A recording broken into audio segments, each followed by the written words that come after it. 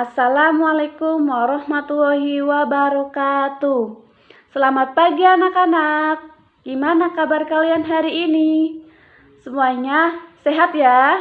Semuanya juga baik, alhamdulillah. Yang hari ini belum sarapan siapa? Udah sarapan semuanya ya?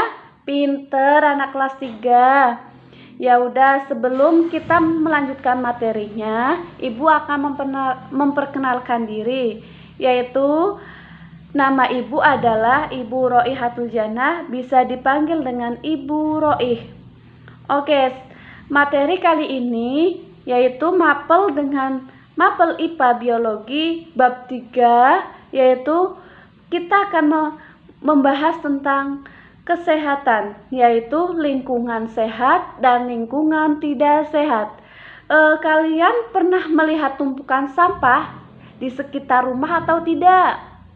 Iya, di sekitar rumah kita itu kadang banyak tumpukan sampah karena tidak ada yang merawatnya. Lah, yang selanjutnya, kalian pernah melihat sungai? Sungai di sekitar rumah kalian itu bersih atau tidak? Iya, benar. Di rumah kita itu banyak sungai, tapi sungainya itu banyak sampahnya kumuh karena tidak ada perawatan, karena masyarakat tidak melestarikan sungai tersebut.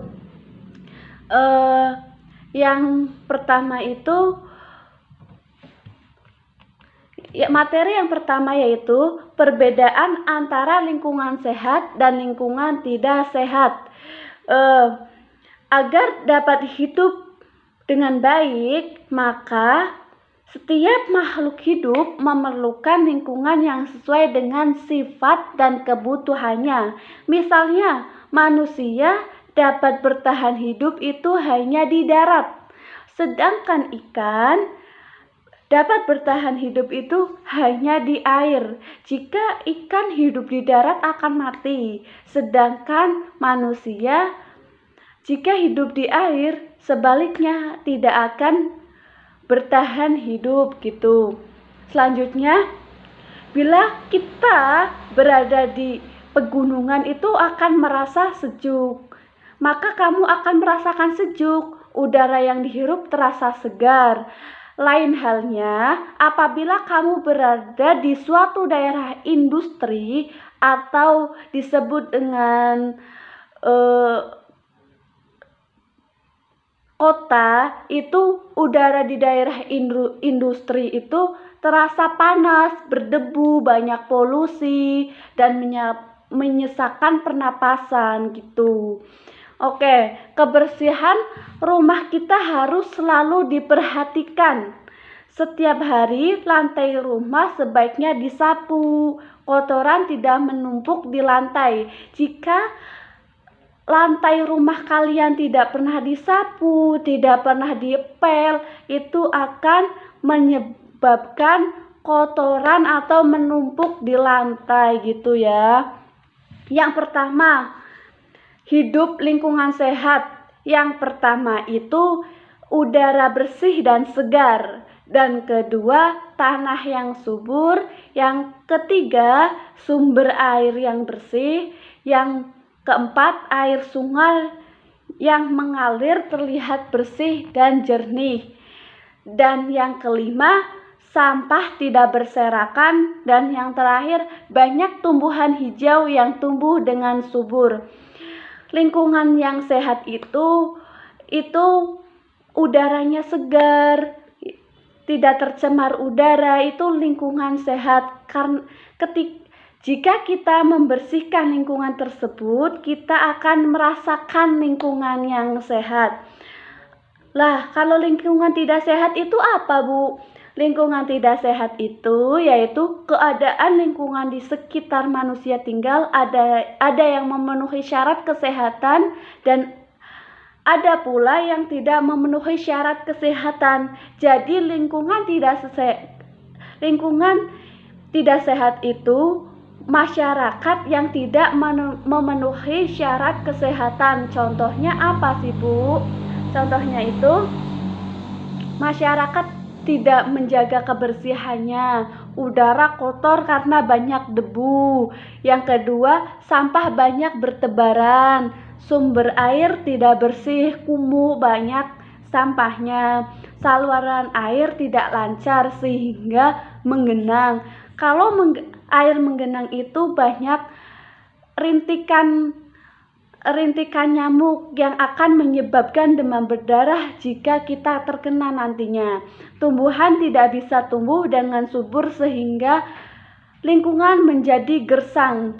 Jika tumbuhan tidak akan hidup, gersang, jadinya itu rawan akan menimbulkan banjir gitu ya. Yang selanjutnya, agar terwujud rumah yang sehat, maka lokasinya harus benar-benar diperhatikan. Jika kita menginginkan rumah yang sehat, maka lokasinya harus benar-benar diperhatikan, harus benar-benar bersih gitu ya anak-anak ya. Rumah yang sehat sebaiknya terletak di lokasi yang memiliki fasilitas-fasilitas yang sesuai dengan syarat-syarat rumah sehat. Syarat-syarat tersebut antara lain yang pertama adanya fasilitas air minum, karena makhluk hidup itu tidak akan bertahan hidup jika tidak adanya air minum ya. Yang kedua, pengaliran air limbah. Ketika adanya pabrik-pabrik itu, kita harus adanya juga penampungan air limbah agar tidak tercemar. Yang ketiga, tempat pembuangan sampah yang memadai. Kayak gitu. Kita itu harus mempunyai pembuangan sampah yang memadai, tidak membuang sampah sembarangan. Jadi, lingkungan kita akan terlihat bersih, tidak kotor kayak gitu ya anak-anak ya. Yang terakhir itu penerangan yang cukup. Penerangan yang cukup itu kita harus mempunyai lampu jalan kayak gitu ya anak-anak. Hal-hal yang harus diperhatikan agar masyarakat tercipta dengan baik, kesehatan terciptanya dengan baik. Yang pertama adalah mendirikan perumahan sederhana dan sehat. Yang kedua, pembasmian hewan-hewan yang dapat menyebarkan bibit penyakit. Oke. Yang ketiga, penghijauan di sekitar perumahan agar udara selalu bersih dan segar. Jadi, kita itu harus membasmi hewan-hewan yang dapat menyebabkan kita itu terserang penyakit. Contohnya itu nyamuk. Kita kalau ada genangan air, harusnya itu dibersihkan, karena kalau ada genangan air itu nanti nyamuk kita akan menetas dan menyebabkan demam berdarah. Yang itu penghijauan di sekitar kita itu agar kita dapat menanggulangi bencana banjir. Kayak gitu ya anak-anak ya. Yang selanjutnya, pengawasan terhadap polusi udara, air dan tanah. Baik, kita itu di sungainya banyak sampah, kumuh. Jadi kita itu harus menjaganya agar tetap bersih. Pengawasan terhadap bahaya radiasi dan sisa-sisa unsur radioaktif. Berarti kita itu kalau pembuangan limbah rumah tangga itu harusnya ada penampungannya lagi ya. Selanjutnya, usaha-usaha yang dapat dilakukan untuk menanggulangi polusi lingkungan. Yang pertama adalah setiap pabrik harus mempunyai sarana penyaringan udara agar udara lingkungan tidak tercemar. Kalau pabrik itu mempunyai asap yang berlebihan, jadi kita itu kalau mempunyai pabrik harus mempunyai saringan agar tidak tercemar kemana-mana ya. Yang kedua, setiap pabrik harus mempunyai bak penampungan limbah cair dengan mempunyai sarana daur ulang limbah tersebut. Jadi kita kalau mempunyai pabrik ya, kita itu harus mempunyai tampungan, yaitu agar sisa-sisa makanan, sisa-sisa masakan itu masuk ke dalam tampungan tersebut kayak gitu. Yang ketiga ya, menjaga agar daerah perumahan dengan daerah industri memiliki jarak yang cukup jauh. Jadi kalau daerah industri itu daerah yang perkotaan yang banyak pekerjanya itu kita harus menjaga jarak dengan daerah perumahan kayak gitu, karena perumahan itu adalah penduduk kayak gitu ya, jadi harus ada jarak lebih jauh gitu.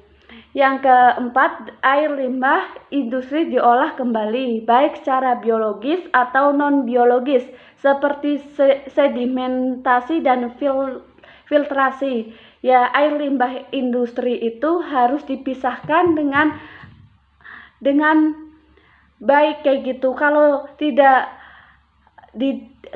air limbah tidak diolah dengan baik akan mencemarkan udara kayak gitu. Nanti pada halaman 64 di situ ada soal bisa dikerjakan perbedaan lingkungan sehat dengan lingkungan tidak sehat. Nanti pertemuan yang akan datang kita bahas bareng-bareng ya. Tidak boleh mencontek ya, oke. Sekian dan cukup ya. Ada yang tidak paham? Oke, semuanya paham ya? Harus paham. Itu nanti pada halaman 64 tidak boleh contek-contekan, boleh kerja kelompok tapi nggak boleh kerja sama, oke? Ya, cukup sekian dari Ibu. Tetap jaga kesehatannya. Wabillahi taufik wal hidayah. Wassalamualaikum warahmatullahi wabarakatuh.